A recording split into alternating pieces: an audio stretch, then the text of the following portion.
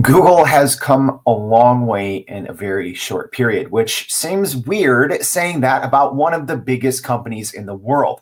But when it comes to the AI race, let's be honest, about 15 months ago, I don't even think Google was in the top three, right? When you look at Microsoft and OpenAI and Anthropic, I think about 15 months ago, Google was actually in fourth place. But now, without a doubt, Google is the absolute leader in the generative AI and large language model landscape. And what they just announced at their I/O conference is nutty. And I think, if nothing else, it really just cements Google's place, at least right now, as the leader of the pack. We'll see how and when everyone else responds, but at least for right now, Google is just cooking when it comes to AI, and they released dozens of notable AI updates. And on today's show, on today and tomorrow's show, we're going to be breaking down what I think are the top 15 most useful. So yeah, we're going to have a part one, which is today, and a part two, which is tomorrow. But we're going to be going over the top 15 most useful AI updates out of the Google I/O conference for everyday business leaders such as yourself. All right, so I'm excited to dive in. I hope you are too. If you're new here, what's going on, y'all? My name is Jordan Wilson. I'm the host of Everyday AI, and this thing, it's for you. This is your daily live stream podcast and free daily newsletter, helping us not just keep up with AI, which is very hard, but how we can actually use it to grow our careers, grow our companies. So is that you? Did that hit home? If so, well, you're in the right place. This is your home. It starts here on the unedited, unscripted live stream and podcast. This is where you learn, but where you're actually going to leverage this and put this to use is on our website at youreverydayai.com. Because once you're there, you can sign up for our free daily newsletter. We're going to be recapping today's show, but we also keep you up to date with everything else happening in the world of AI. And yeah, even though Google is sweeping the headlines, there's still a lot more happening. And then also on our website, you can go and listen to for free, sorted by category, more than 500 past episodes. Whatever you're trying to learn, we've already spoken to the experts. It's all there already. All right. So normally we start out each live stream with the daily news, but let's be honest, Google is the AI news today. All right. So I'm excited for today's show. What's up, live stream fam? It's good to see you. Yeah, if you listen on the podcast, maybe sometime drop by at 7:30 a.m. Central Standard Time. You know, when we have guests on, what other place can you go and ask questions live to the smartest people in the world on AI? Today it's just me. Sorry. But what's up, live stream fam? So Christian joining on YouTube. Good to see you. Brian and Michelle, Dr. Harvey Castro, Big Bogey, everyone else. Denny, good to see everyone. Let's just not tease you anymore. Here's at least the first half of our top 15 AI updates from the Google I/O conference for everyday business leaders, such as yourself. Here we go with 15 through 8. Number 15, Imagine 4. 14, Chrome with Gemini integration. 13, personalization in email. 12, Notebook LM updates. I can't believe that didn't make the top 10. 11, Gemini Diffusion, a whole new type of large language model. 10, RealTime Translation in Google Meet. 9, Gemini App Updates. And 8, Gemma 3N. Yeah, that's a lot. And y'all, I didn't miss anything. We still have our, number 7 through 1. But here's some that didn't even make the list, all right? And if you've been following the AI news over the past, 12 to 20 hours, these are big advancements that didn't even make our top 15 list. All right, Gemini Code Assist, Synth ID Detector, Lyria 2, the virtual try-on in shopping, Google Beam, which is enormous news even of itself, formerly called Project Starline. Jules, the new autonomous coding agent, the A2A agent-to-agent enhancement. So yeah, when I say that there were dozens, I literally had to scratch my head and look at my list of like 50 and say, what are the top 15? Right? So very hard to do. Very hard to do. All right. So there's probably some big things you're like, wait, where's some of these big ones? Well, those are tomorrow, right? You'll notice I didn't even say the word Gemini 2.5 there. A lot of updates there, or VO3. Yes, VO3, which is shocking. All right, so we're going to be going over those and a lot more tomorrow. All right, but let's stick on our top 15 for today. Hopefully a concise show, or more concise show than normal for you all, instead of doing an hour and a half show or something like that. We'll try to keep this one short. All right, first, Imagine 4. So this is Google's updated text to photo platform in Imagine 4. It's really good. For our live stream audience, you can probably see, if you're listening on the podcast, nothing overly visual or overly instructive today, but maybe you want to check out what's on the screen. You can always do that by checking out your show notes and go on our website and watch the video. But look at this image.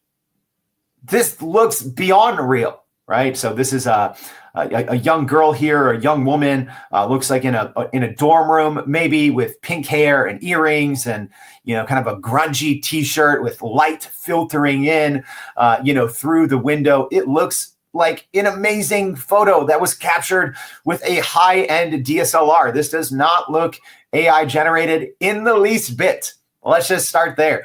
It is, as someone, and I don't talk too much about my background here. I just realized, y'all. I don't even have my mic plugged in. This is how much work I was doing, and maybe how sleep deprived I am. So, live stream audience, give me a second. Let me know.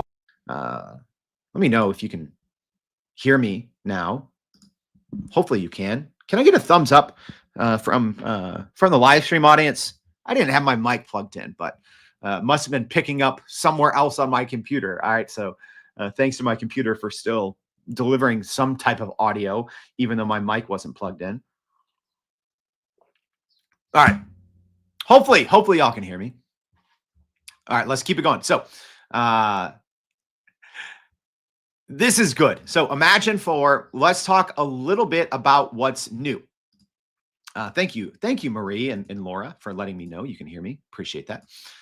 Okay, so here's what's new in Imagine 4 and what it is, if you haven't heard of it. So maybe you've heard of Midjourney. There's the new kind of viral GPT-4o image gen inside OpenAI. There's a lot of these AI photo generators, Stable Diffusion, Flux. There's, a good 5 to 10 pretty good ones. I'm going to be interested to see where Imagine 4 lands on the benchmarks. So in the same way we talk about the LM Arena, which is kind of blind taste test for large language models, they have that for image and video models as well. So I'll be interested to see where Imagine 4 lands on the list. But from early eye tests, and as someone, I was a photographer, kind of before in my earlier life, I've probably taken more than 1 million, yes, more than 1 million photos with a DSLR. So I would say my eye is a little more trained than the average eye when it comes to looking at things like photorealism, or even being able to decipher what's real and what's not. And I will tell you, Imagine 4 images are otherworldly good. In the same way, Midjourney V7, very good, but geez, these Imagine 4 photos, so good, so good. All right, a little bit about what Imagine 4 is, what's new, when it's rolling out, all that good stuff. So this is Google's latest and most capable image generation model with improved detail and text rendering within images. That's a big thing. Midjourney can't render text, and they kind of said, we don't really care about that.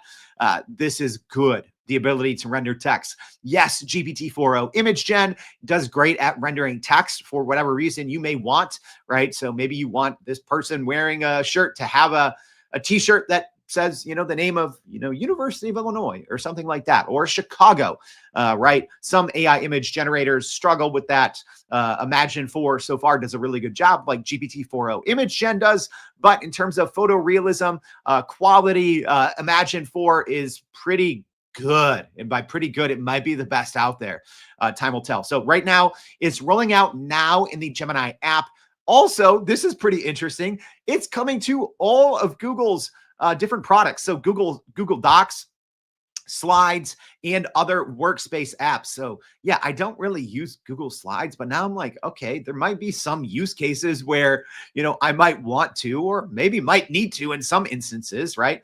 So this is going to be in the new, included in the Google AI Pro and Ultra subscriptions. We're going to be talking a little bit more about that tomorrow, but for these things to make sense, you have to know previously, Google had a couple of tiers, right? There was a free tier, and then there was a Gemini Advanced. And in typical Google fashion, they're confusing us all.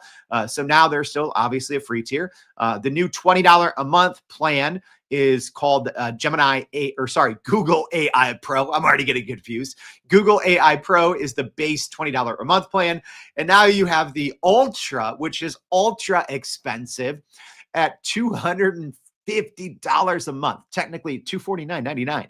And I think for the first 3 months, it's like half off. But, the base plan is going to be $250. So this is already rolling out to those people who have either of those two subscriptions. So like I said, some of the standout features here: significantly better text rendering and images, enhanced photorealism, improved handling of complex prompts, so prompt adherence. There's in-painting and out-painting capabilities. So if you want to change something inside the photo, you can do that very easily. If you want to extend a photo, right? So whether it's a photo you start with or a photo that you create inside Imagine 4, you can outpaint or extend it to bring in more of the scene that was actually never captured originally. And also this supports a range of aspect ratios up to a 2K resolution. So there is a coming soon for this, a faster version. I don't know if they're going to call it turbo, but apparently it's going to get 10 times faster fairly soon. So what the heck could you use this for to grow your business? Well, first, get rid of those ugly stock photos on your website. They look horrible. Right. Also, starting from here, if you're creating any videos for social media, anything like that, start with an Imagine 4 image, right? Yes, start with images. If you're doing AI video, it turns out better. But there's no shortage of ways that companies can just use visuals. Chances are everything you're using, whether it's for internal or external purposes, is either extremely old, extremely boring, or a combination of both.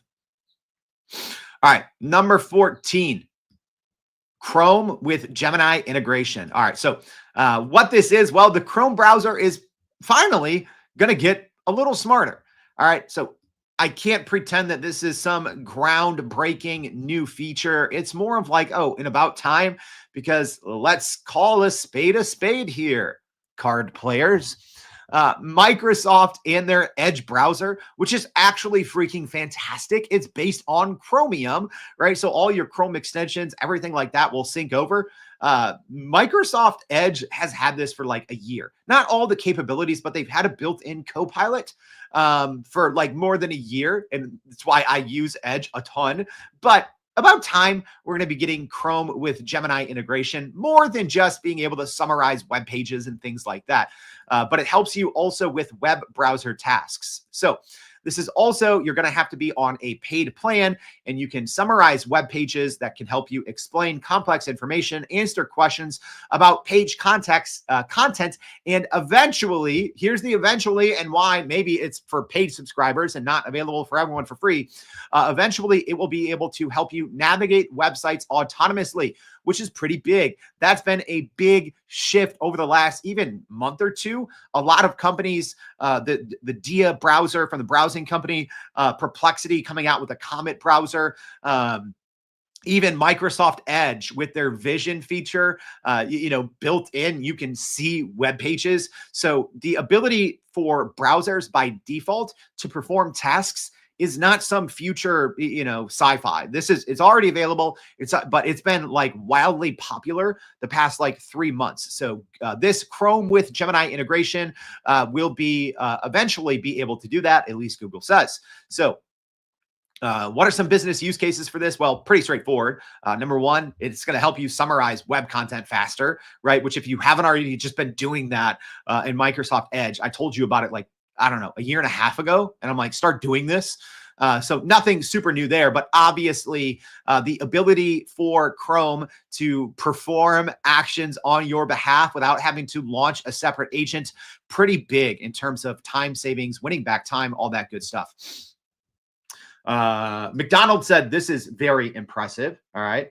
Talking about Imagine 4. So he says art director for 20 years and things like Imagine 4, very impressive. Yeah, I agree. Like I said, I've taken more than 1 million photos with a DSLR, getting paid to do so. And it's really, really good. All right. That's number 14. Let's go to number 13, personalization in email. So this is an actual, not what's on my screen, but this personalization in email was one of the things that actually Google CEO Sundar Pichai actually talked about during his keynote, which I found interesting because when there's literally dozens of updates that are huge, personalization in email at first, I'm like, okay, this is no big deal.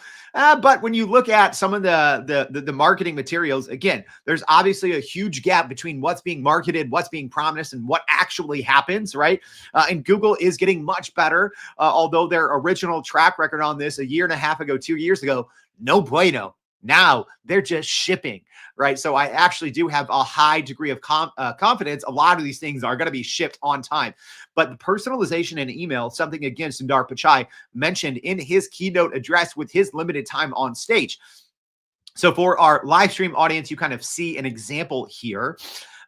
So there's kind of this blue area that's shaded, a green area that's shaded, and then a yellow area that's shaded. And it's showing you how Google and Gemini are going to be able to use personalization based on your context, right? So it's not just those auto replies, right, which have been in Google Gemini for a long time. And I don't really use them because I don't think they're good.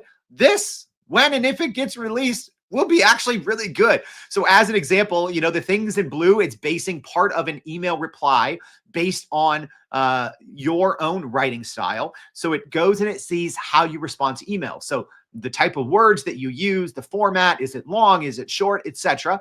Right? So it bases it, number one, on your writing style. Number two, pulling in context from your past emails, which is obviously important, right? We want AI to be smarter. And then also based in the yellow portion there for our live stream audience is based on files in Google Drive. That's the part that I'm like, holy frick, this is really good. So in this example, right, it's talking about someone's asking about a package or a service this company offers. And it says our pampering packages range from $90 to $230, depending on your dog's size and the specific services you're looking for. So, it's pulling in that information based on a Google Drive file, according to, what Google released here. So that right there, extremely impressive. Personalizing emails based on your writing style, based on past emails, based on files in your Google Drive. When and if this happens, I'm going to love it. I won't have, I'm embarrassed to do this live, but I'm going to tell you guys the truth. All right. I get just bombarded with emails.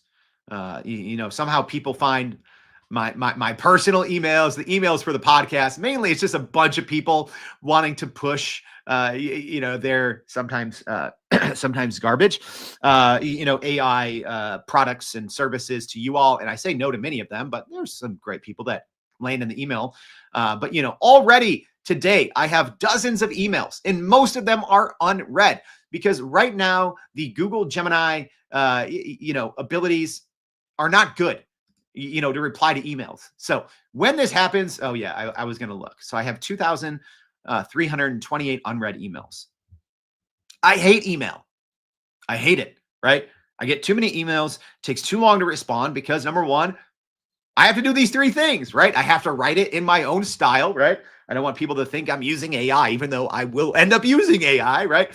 I need to pull in context from past emails. And, in many instances, people are asking, hey, I want to sponsor the podcast. I want to do this and this. Will you come speak at our event, right? I have all that information in different Google Drive files, but sometimes I forget it. So it takes a lot of time to go and do those three things. So this personalization piece will be huge. So This is launching in Google Labs. So you have to sign up for Google Labs. It's a free program. That's essentially where you get beta access to certain tools and features. So right now it's saying it's launching in Google via Google Labs in July of this year. Initially, it's going to be on the web only, so you can't use this inside different apps, and it's going to be English only at first. So I'm excited for that, and the business use cases for that are obviously off the charts.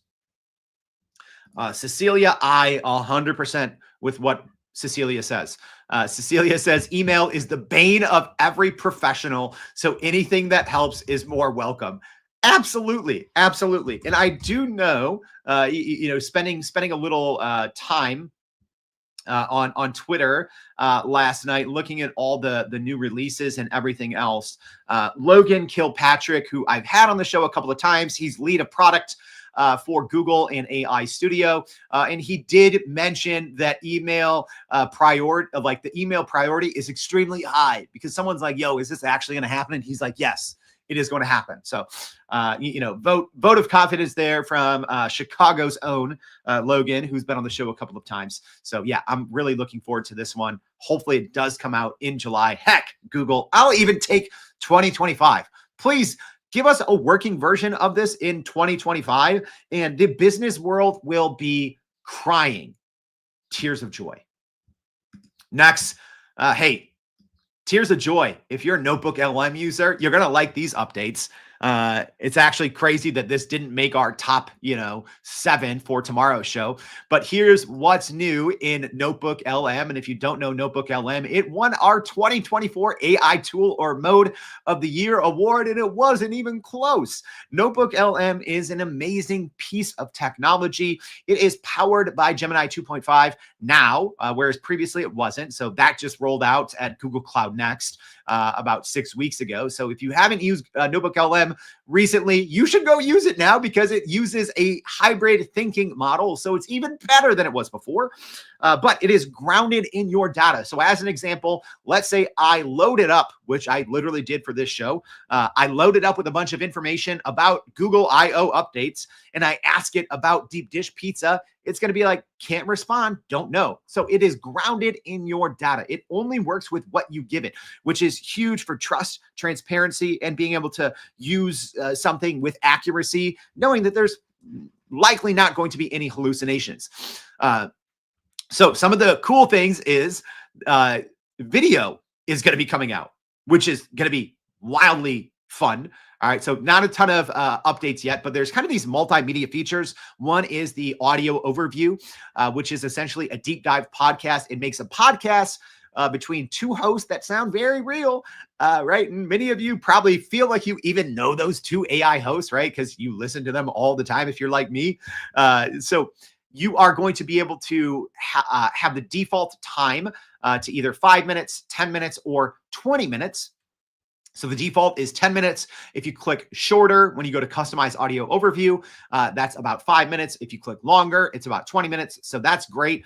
I was able to already kind of do this with some simple, quote unquote prompt engineering, which is just, instructing it over and over for a time, or giving it more complex requests when asking it to customize to get it longer anyways. So yeah, there's going to be some simple video generation based on your files, which I'm excited to see what that looks like. And then, like I said, the ability for 5, 10, and 15, or sorry, 5, 10, or 20 minutes for the audio overview. So also, they did update this to 50 languages a couple of weeks ago. So I don't think the video overviews, FYI, they're not going to be like VO3 quality, right? Something that you would, produce and, go say, okay, this is going to be our new explainer video for our business. I don't think that's what we're looking at here.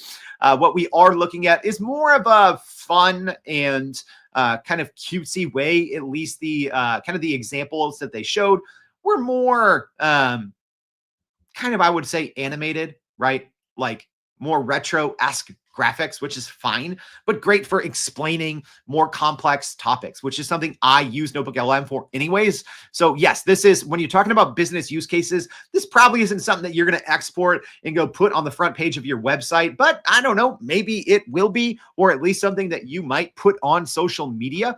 I could see that as well. So yeah, couple new updates there.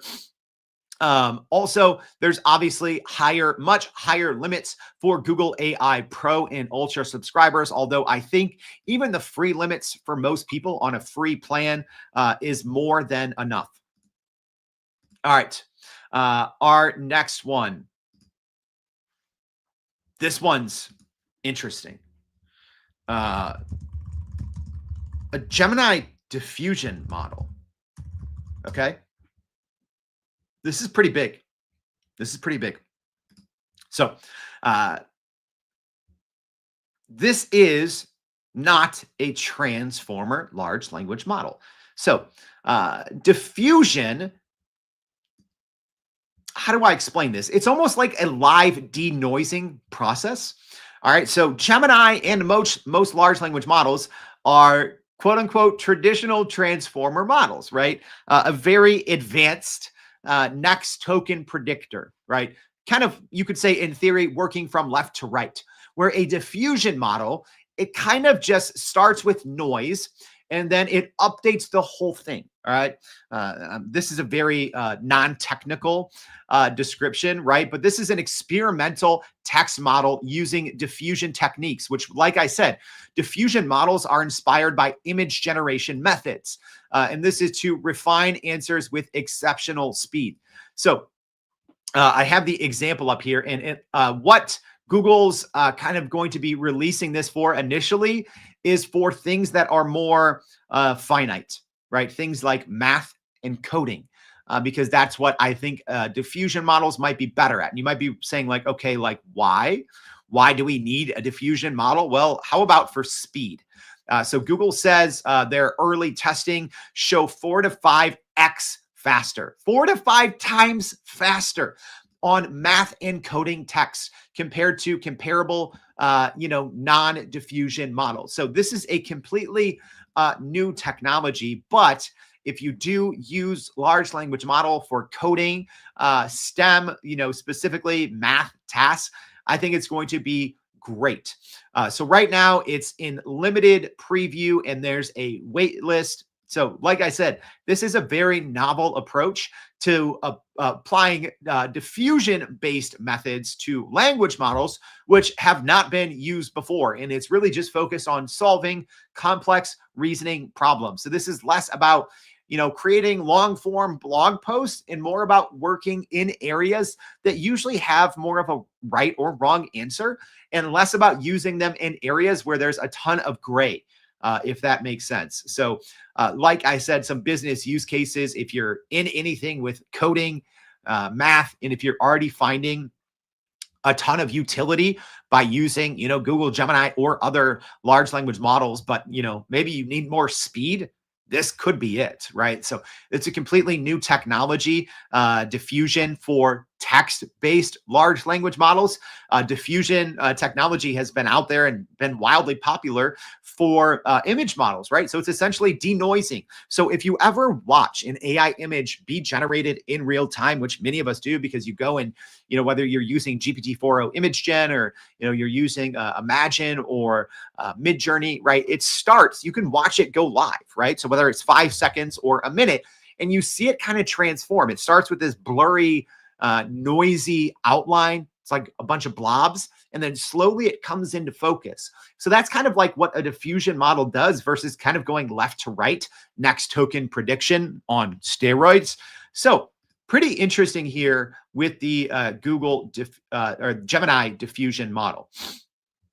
All right, we have couple more here in our part 1 of our top 15 features. Okay, so real-time translation in Google Meet. So this is really cool. And like I said, this is technically nothing groundbreaking. Microsoft Copilot has already had this for certain users, right? So Microsoft Copilot has had a version of this for their Teams meetings, but you did have to have a certain Copilot Plus PC. So you had to be able to do this locally on your device. So Google is bringing this to the cloud. So what is this? Well, it's very limited right now, but very cool. So it is live speech translation during video calls that work like having a human interpreter present. So in terms of availability, initially, it's only going to be available for people on the $20 a month Pro or $250 a month Ultra plan. And at least right now, it's only going to be Spanish and English. But Google did say there's more languages coming soon. So essentially, it translates this in near real time with natural voice synthesis. So if I was talking to, some of my wife's family in, Bolivia or Chile, we could talk to each other, right? And I would speak in English and it would use a voice that kind of sounds like mine in real time, translate what I'm saying to Spanish, and then translate what they're saying from Spanish to English. And at least from the demos they showed, there's not a huge delay, right? It literally sounds like a world-class human translator or interpreter, right? It like you can't really tell any lag, right? So it's not like you say a full sentence and then 10 seconds later, the translated version comes. It is milliseconds. It is almost instantaneous, right? So again, that's the demo. We'll see what actually happens when this rolls out, and specifically how it rolls out, because one of the things I'm wondering, and I am going to be following up with my Google contacts to get a lot of answers to questions. So if you do have questions on this, let me know in the comments because I will track down the answers. But one thing I'm wondering is like, okay, do both users need to have a pro plan, right? Or can just one person, be on that $20 a month? Because if both people have to have a pro plan, I think that really limits the, kind of the talking that you can do and having this be great. But think of what this does for business. This is absolutely nutty, right? Once this does roll out to more countries and more languages, and I do assume that Google will be trying to update this, and I'm guessing that this would be in the latter part of 2025 to the 50 languages that Notebook LM supports. That would be my guess. I don't have that on authority, but Google did say they're working on more languages, and it probably makes sense to work on the 50 languages that they've already incorporated into Notebook LM, which are the most widely spoken languages in the world. So this is huge, even if just for right now, right? Think if you have business in Latin America, South America, the language barrier is gone. Yeah, you might have to, if both users need to have a $20 a month, like who cares, right? Imagine being able to talk to your colleagues from another country without a language barrier. This is huge. This opens up so many new business possibilities, especially when you look beyond where we're at now, right? And like I said, this has already been out with Microsoft for many more languages, but the downside is you had to have that running on your local device. So you had to have a newer Copilot Plus PC that essentially was running a language model locally on your own device. So if Google can pull this off and expand it to 50 languages, this completely changes how you can do business, right? Maybe you've only been a domestic business for now, and maybe the language barrier is one of the biggest reasons why, right? This is huge. This is huge. All right. One or two more here as we wrap up. So number 9, Gemini App Updates, a ton here. So there's been a lot of enhancements to both the Gemini mobile app and the Gemini app. And we'll probably, in the coming weeks, we'll probably have a lot of dedicated episodes covering this. And we're going to be covering this a little bit more tomorrow when we talk about Gemini Live. So a lot of new updates there. But some of the Gemini app updates are rolling out now to both iOS and Android users. You get a lot of the core features free with some of the more premium capabilities for people on those subscription plans. So some of the ones that I think are worth noting, specifically within Gemini, deep research, right? Anyone out there using deep research like every single day, like I am? I'm excited for that. But you can start deep research by uploading PDFs or images, which is huge in terms of personalizing your deep research. And like I said, I think a month ago, OpenAI was in a league of their own with their deep research, but now I think Google Gemini is probably slightly ahead because they did change how their deep research worked because they upgraded it to their Gemini 2.5 model. So it used more thinking and reasoning and planning, right? But if you don't know anything about deep research, essentially you give it a query and it'll go off and spend anywhere from 2 to 20 minutes researching anywhere from a dozen to hundreds of websites. But now what makes it better inside Google Gemini with 2.5 is it uses this thinking model. It plans it step by step. And a lot of times it will make a turn, right? It'll start going down one path. And then in its research, it finds out like, oh, I was wrong about that. So I should probably not go look at another 100 web pages if I found out I was wrong about my original plan. So then it'll deviate and pivot, right? Which is what OpenAI's version of deep research has always done. But now Google Gemini's version does that as well. But the new thing here is, at least with deep research, is being able to start with uploading a PDF or an image, which is huge. A lot of new updates for Canvas, which we're probably going to have multiple shows in the very near future, just looking at Gemini 2.5 Canvas and all of these new updates. You can create now infographics, interactive quizzes, and then everything with Gemini Live that we're going to be going over a little bit tomorrow. So, just improved response quality through personal context, more natural voice interactions with emotion detection in the voice features. And when you talk about business use cases, there's a ton, right? This is really where I think a lot of knowledge workers should be starting their day, right? Whether it's ChatGPT, Google Gemini, Copilot, right? You should be starting so many of your tasks in a large language model, not in the middle, not at the end, but start with idea, strategy, research, etc. So a lot of these app updates, they're more than quality of life. They're changing what's possible.